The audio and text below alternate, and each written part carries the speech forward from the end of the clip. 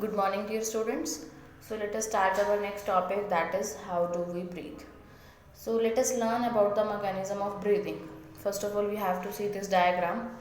In this diagram, you can see that this is the nasal passage. So when the air enters from our nostrils are the pores that are present in our nose, the air enters into nasal passage, and from nasal passage the air goes into pharynx.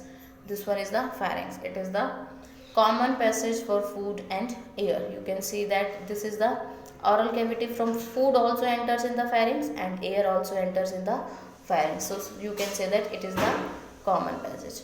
After the pharynx, the air enters into trachea. This one is the trachea, and from trachea the air enters into lungs. These two are the lungs, you can see here. These are the lungs, and lungs are enclosed in a cavity. This cavity is known as chest cavity. The cavity in which lungs are present, it is the chest cavity. And you can see ribs here also. This one, these are the ribs, and these ribs are the protection of lungs, means this protects the lungs. Let us see here. Normally we take in air through our nostrils. When we inhale air, it passes through our nostril into nasal cavity, as I showed you. From the nasal cavity, air reaches in our lungs through the windpipe trachea. This one trachea is also known as the windpipe. This is the windpipe.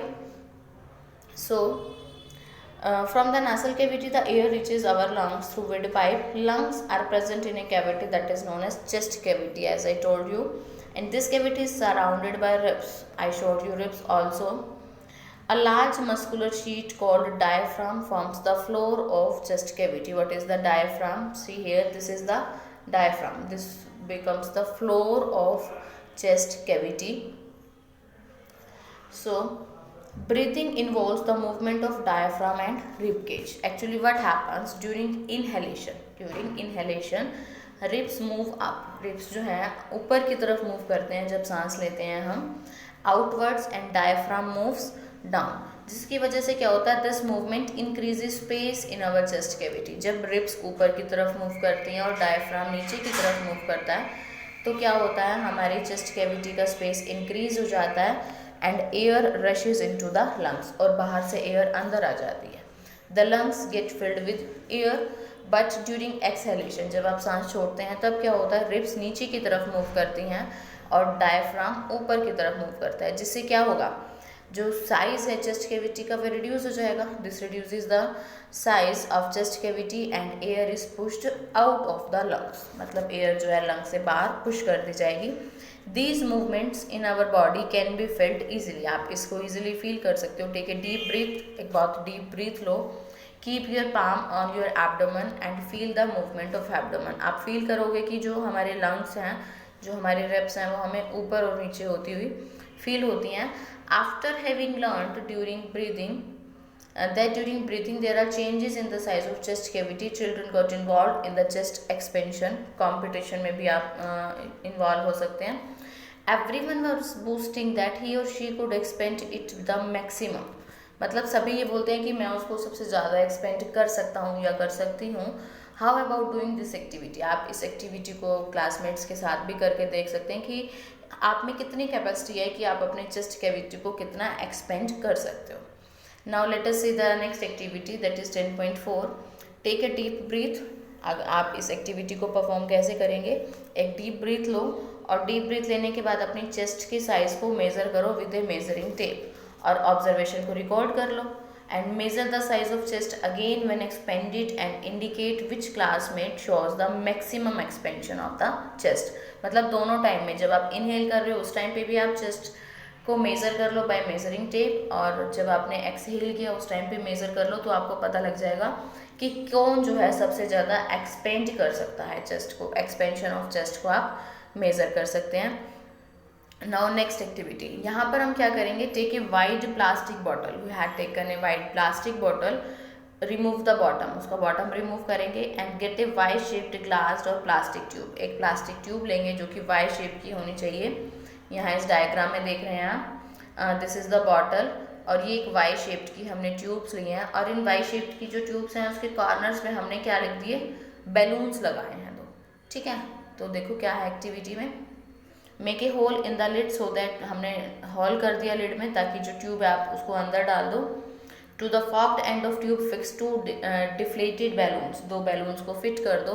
Introduce the tube into the bottle, जैसे कि मैंने आपको अभी दिखाया, according to this आपको इस tube को bottle में इंसर्ट करना है। Now cap the bottle, bottle के ऊपर कैप लगा दो। Seal it to make airtight, complete इसको एयर टाइट कर देंगे हम। To the open base of bottle tie a thin rubber और plastic sheet using a large rubber band, large rubber band की हेल्प से हमने यहाँ पर अटैच कर देना है इसको। And to understand the expansion of lungs, अब यहाँ पर हम समझेंगे कि लंग्स का एक्सपेंशन यहाँ से कैसे होता है। पुल द रबड़ sheet from the base downwards and watch the balloons, जो आपने रबड़ शीट यहाँ पर लगाई हुई थी उसको जो है नीचे की तरफ पुश करेंगे हम, जब आप यहाँ पर फिर बैलून्स को देखेंगे। नाउ नेक्स्ट पुश द रबड़ plastic sheet up and observe the balloons, तो आप क्या ऑब्जर्व करोगे, did you see any changes in the balloons, what do the balloons in the motor represent and what does the रबड़ represent. Actually देखो क्या हो रहा है, जब आपने इसको नीचे पुश किया रबड़ शीट को तो बैलून्स क्या हो जाएंगे, इन्फ्लेटेड हो जाएंगे, मतलब कि फूल जाएंगे। और जब आप वापस से रबड़ शीट को छोड़ेंगे तो क्या होगा, जो हमारे बैलून्स थे वो फिर से उनमें से एयर रिमूव हो जाएगी। तो यही हमारे लंग्स के साथ होता है कि जब बाहर से हम एयर अंदर लेते हैं तो हमारे लंग्स फूल जाते हैं, और जब आप एयर को रिलीज करते हैं तो हमारे लंग्स इस शेप में आ जाते हैं। So now you should be able to explain the mechanism of breathing. This is about the mechanism of breathing. Now why do we breathe out? अब क्वेश्चन ये आता है कि हम breathe out क्यों करते हैं, मतलब सांस क्यों छोड़ते हैं। So for this take a cylinder, clean test tube और a glass plastic bottle, make a hole, उसमें आपको एक होल करना है। In it lids and fix on the bottle. Pour some freshly prepared lime water in the test tube. Test tube में हमें क्या करना है, कुछ freshly prepared lime water डालना है। ये जो है आपको दिखाया हुआ है इसकी एक्टिविटी, और लाइम वाटर डालेंगे। इंसर्ट ए प्लास्टिक स्ट्रो, इसके अंदर एक प्लास्टिक स्ट्रो आपको ये दिख रही है, वो प्लास्टिक स्ट्रो डालेंगे हम थ्रू द होल, जो अपने होल किए लीड के ऊपर उसमें से। In such a way that it dips in lime water, इस तरह से कि जो स्ट्रो है वो लाइम वाटर में डिप हो जानी चाहिए। Now blow gently through the straw a few minutes, blow करना है हमें उसमें कुछ टाइम के लिए। Is there change in the appearance of lime water, क्या लाइम वाटर में कुछ चेंज होगा।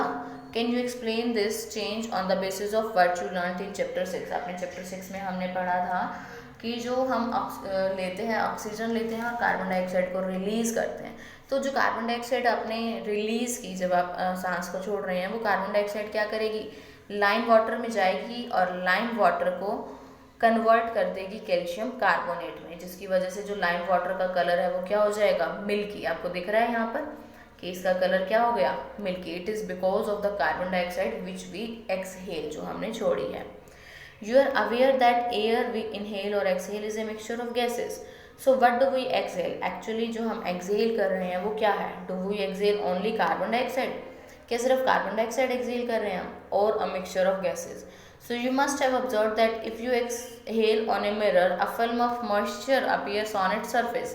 आपने कभी ऑब्जर्व किया होगा कि हम कई बार मिरर के पास खड़े होकर वहाँ एक्सहेल करते हैं तो देखते हैं कि वहाँ पर एक वाटर वेपर्स की लेयर आ जाती है। इसका मतलब क्या है कि जो आप इनहेल कर रहे हैं वो एक्चुअली सिर्फ कार्बन डाइऑक्साइड नहीं है, कार्बन डाइऑक्साइड के साथ साथ उसमें कुछ वाटर ड्रॉपलेट्स भी हैं, ठीक है।